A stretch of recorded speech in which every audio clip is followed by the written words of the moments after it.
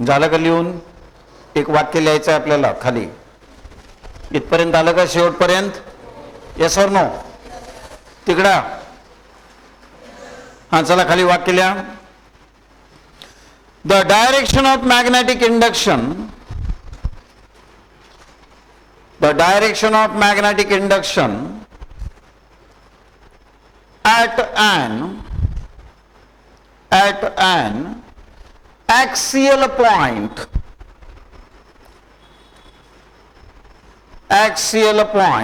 is in the direction of magnetic dipole moment vector, in the direction of magnetic dipole moment vector, that is from south to north pole.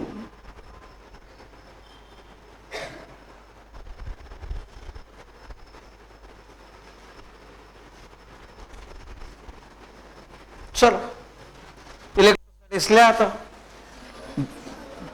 जिथं north pole आहे तिथं कोण ठेवायचं? Positive charge. जिथं south pole आहे तिथं कोणाला ठेवायचं? Negative charge. आणि लागायचं कामाला आपल्या आपल्या.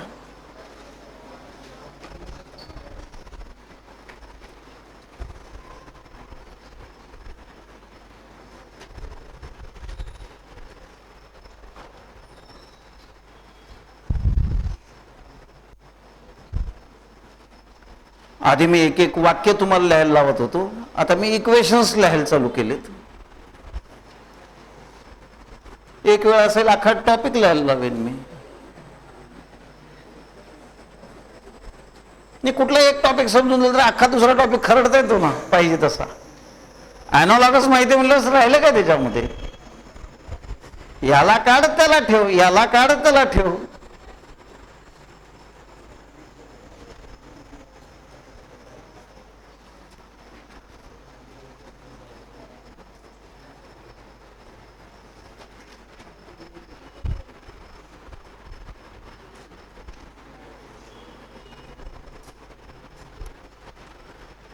प्रश्न मेन हेडिंग काय असेल? Electric intensity due to a short electric dipole at an axial point.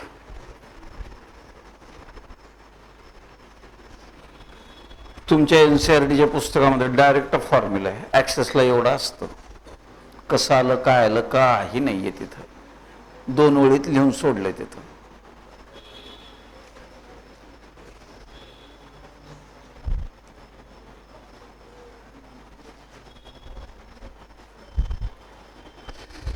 कुठलंही इक्वेशन कधीच खरडायचं नाही डायरेक्ट. प्रत्येक इक्वेशन माहित पाहिजे आलं कसं.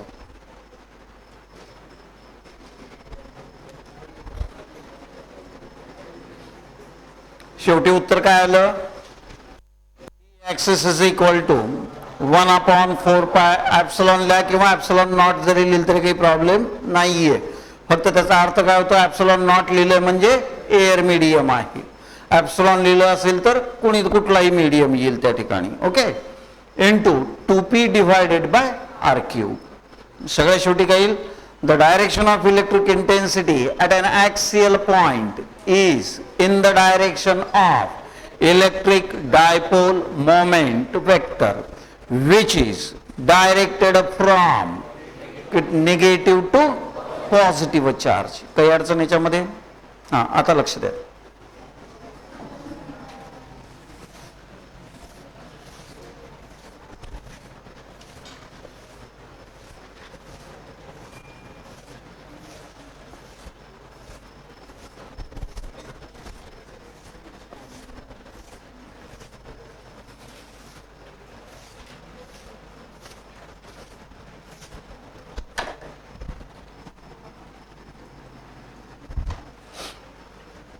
समजा जर माझ्याकडे एक मॅग्नेटिक डायपोल आहे, हा नॉर्थ पोल आहे, हा साऊथ पोल आहे आणि हा सेंटर ऑफ द मॅग्नेट त्या ठिकाणी ओ आहे.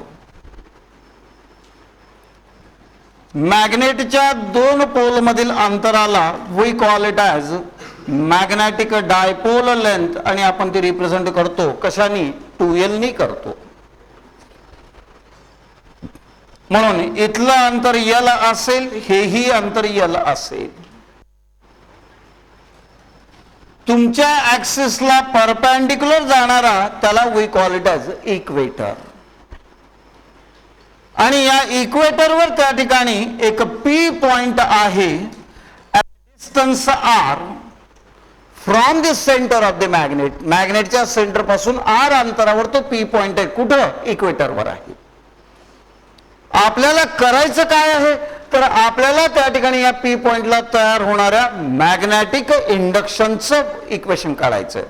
म्हणजे पूर्वी जसं B ऍक्सिस काढलं होतं तसं आता आपल्याला काय काढायचंय? B इक्वेटर काढायचंय. याला मी इथं जोडलं, याला मी इथं जोडलं. हे दोन्ही त्या ठिकाणी काय तयार झाले? राईट अँगल ट्रायंगल तयार झाले.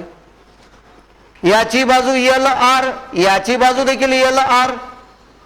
जर ही बाजू L असेल, ही बाजू R असेल, तर हा हायपोटेनियस किती असेल बाळांनो? तर हा हायपोटेनियस असेल √ऑफ R square plus L square. Yes or no? ही देखील बाजू किती असेल? √ऑफ R square plus L square असेल.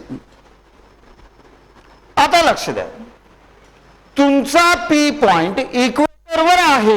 याचा अर्थ साऊथ पोल पासून असणार अंतर आणि नॉर्थ पोल पासून अंतर असणारं अंतर सेम आहे. आपण नियम काय सांगतो?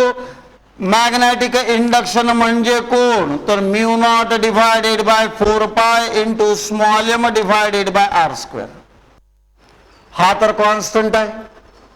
म्हणजे मॅग्नेटिक इंडक्शन तयार होणार आधारित आहे कुणावर? पोल स्ट्रेंथवर आहे आणि अंतरावर आहे. अंतर तर हे आणि हे सारखंच आहे. याची पोल स्ट्रेंथ यमच आहे आणि याची देखील यमच आहे. म्हणजे दोघांचं यम सारखं, दोघांचं आर सारखं. म्हणून दोघांमुळे तयार होणारं इथं मॅग्नेटिक इंडक्शन देखील कसं असेल? सेम असेल, सारखं असेल. फरक काय? फरक एक असेल. नॉर्थ पोल मुळे असणारं मॅग्नेटिक इंडक्शन आवे जाणारं असेल, तर साऊथ पोल मुळे असणारं मॅग्नेटिक इंडक्शन टुवर्ड्स येणारं असेल. म्हणजे याचा अर्थ ही डायरेक्शन असेल कुणाची? B नॉर्थची. तर ही डायरेक्शन असेल कुणाची? तर त्या ठिकाणी B साऊथची. मला एक म्हणता येईल, the magnitude of B north is equal to magnitude of B south. दोघांची मॅग्निट्यूड कशी आहे? सारखी आहे. का बरं सारखी आहे? कारण हे अंतर आणि हे अंतर सारखं आहे. याची पोल स्ट्रेंथ आणि याच्या पोल स्ट्रेंथची मॅग्निट्यूड ही सारखी आहे, म्हणून B ची व्हॅल्यू सारखी आहे. मात्र काय त्यांच्या डायरेक्शन मध्ये आहे. मग B north is equal to B south is equal to किती असेल? μ0 divided by 4π into pole strength divided by अंतराचा वर्ग. बघा बरं, पोल पासूनचं अंतर किती आहे? ते एवढं आहे. जर हे अंतर एवढं असेल तर काय होईल? याचा स्क्वेअर. म्हणजे इथं काय राहील? R square plus L square राहील. B north is equal to B south is equal to, हे इक्वेशन मला मिळालं. आता फक्त फरक काय झाला? मला B इक्वेटर काढायचंय. या दोघांचं उत्तर काढायचं मला. आता एकाची डायरेक्शन तशी चालली आहे, एकाची डायरेक्शन अशी चालली आहे. हे दोघंही कोण आहेत? वेक्टर आहेत. आपला जुना नियम 11वीचा, दिलेले दोन वेक्टर एकाच दिशेनं असतील, बेरीज करा. आता 2 मिनिटापूर्वी मागच्या केसमध्ये दिलेले दोन वेक्टर एकमेकाच्या विरुद्ध होते, म्हणून आपण सबस्ट्रॅक्शन केलं होतं. जर दिलेले दोन वेक्टर एकमेकाबरोबर जर अँगल तयार करत असतील तर लॉ ऑफ ट्रायंगल किंवा लॉ ऑफ पॅरलेलोग्राम वापरा. म्हणजे याचा अर्थ कम्प्लिटिंग द पॅरलेलोग्राम कंप्लीट केला. बरोबर आहे? नियम काय सांगितला होता? The resultant vector starts from, तो डायगोनल असतो. कुठून? Starting from the common point of two vectors म्हणजे हा रिझल्टंट असेल. तर याचं नाव असेल त्या ठिकाणी कोण असेल? बी इक्वेटर असेल. म्हणजे हा झाला बी इक्वेटर. कारण बी इक्वेटर कोण आहे? हा रिझल्टंट आहे. कुणाचा? या दोन वेक्टरचा रिझल्टंट आहे. दोन वेक्टरचा रिझल्टंट काढला कसा? तर पॅरलेलोग्राम कंप्लीट केला आणि पॅरलेलोग्रामचा डायगोनल वेक्टर रिझल्टंट असतो. मात्र कुठला diagonal? Which is a starting from. काय केलं होतं आपण? आठवा. हा वेक्टर ए होता, हा वेक्टर ए होता, हा वेक्टर बी होता. मग पॅरलेलोग्राम कंप्लीट केल्यावर तुम्ही त्याला असं म्हणलं होतं. याचा डायगोनल कोण होता? Starting from the common point हा वेक्टर होता आणि याचं नाव तुम्ही ठेवलं होतं वेक्टर आर.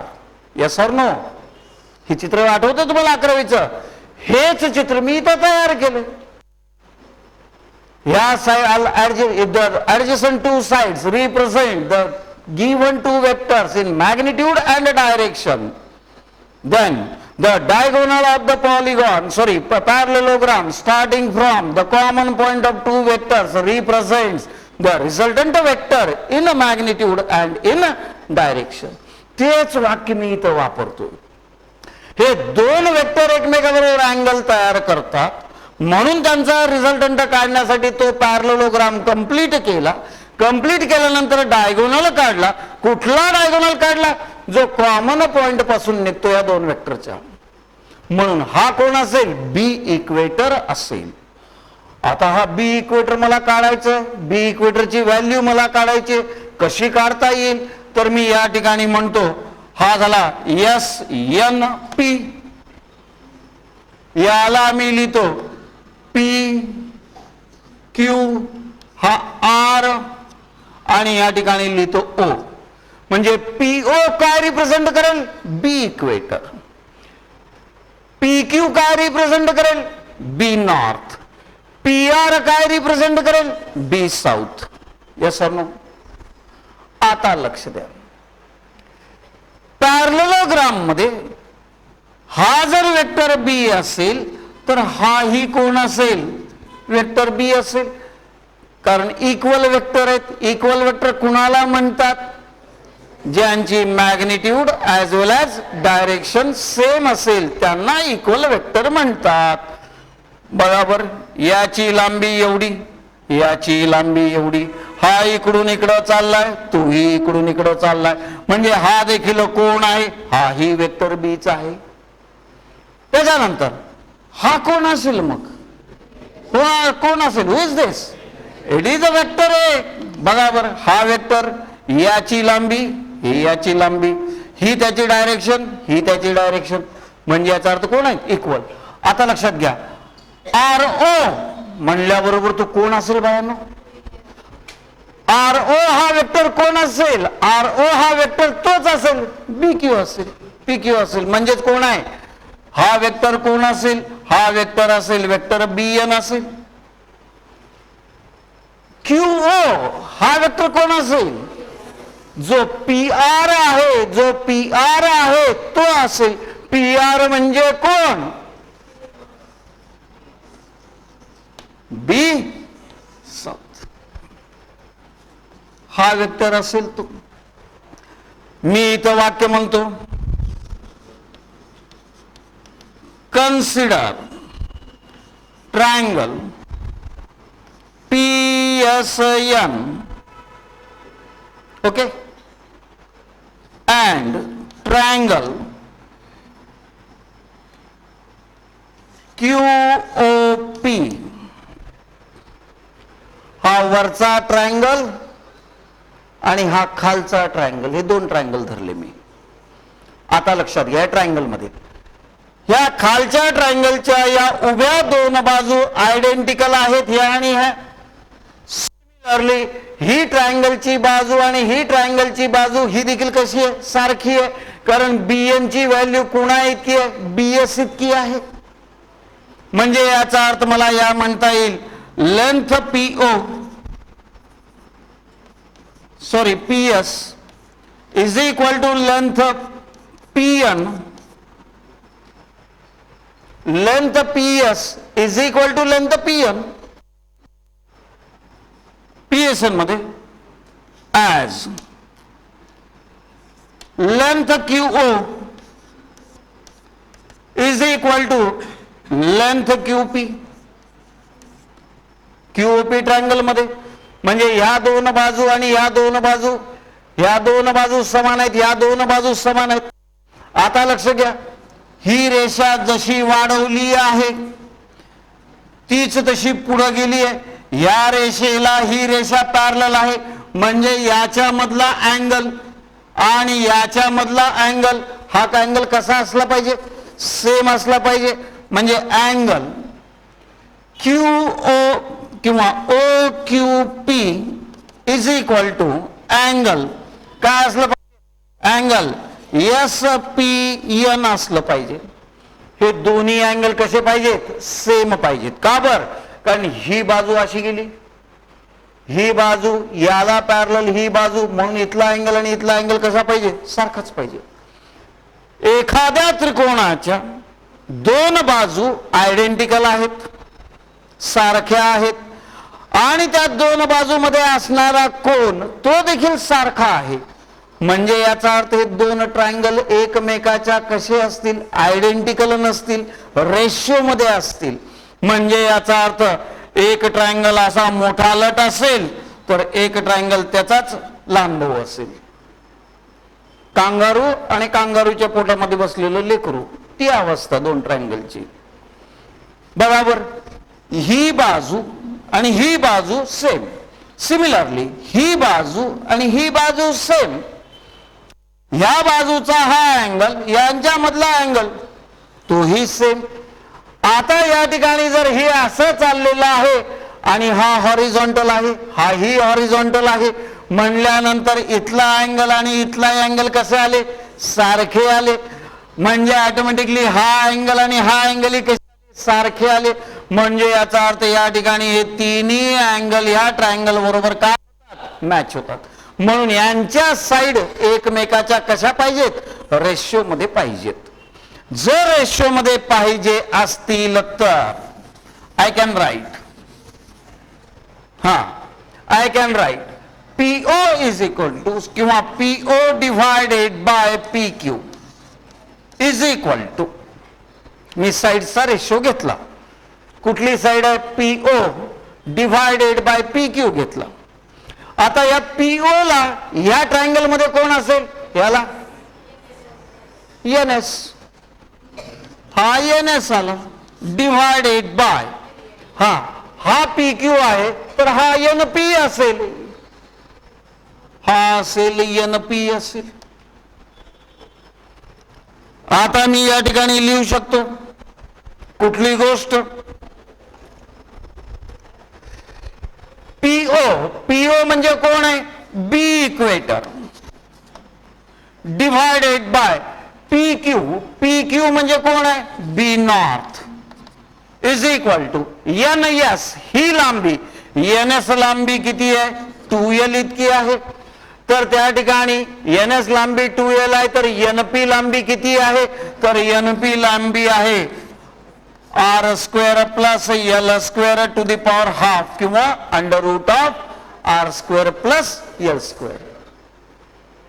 मग याच्यावरून मला म्हणता येईल B equator is equal to B north इकडे गेलं पण B नॉर्थची आणि B साऊथची व्हॅल्यू सेम आहे. म्हणजेच किती आहे, mu naught divided by 4 pi into small m divided by R square plus L square into हे 2L दशाला तसं divided by R square plus L square to the power is equal to ये mu not divided by 4 pi small m into 2L divided by इथं power किती आहे, 1 आहे. इथं power किती आहे, हाफ आहे. बेस दोघांचा कसा आहे, सारखा आहे. बेस जर सारखा असेल तर x to the power a into x to the power b is equal to x to the power A plus B असतं. हे ए ची किंमत 1 आहे, बी ची किंमत अर्धी आहे, मग ए प्लस बी किती असते? 3/2 असेल.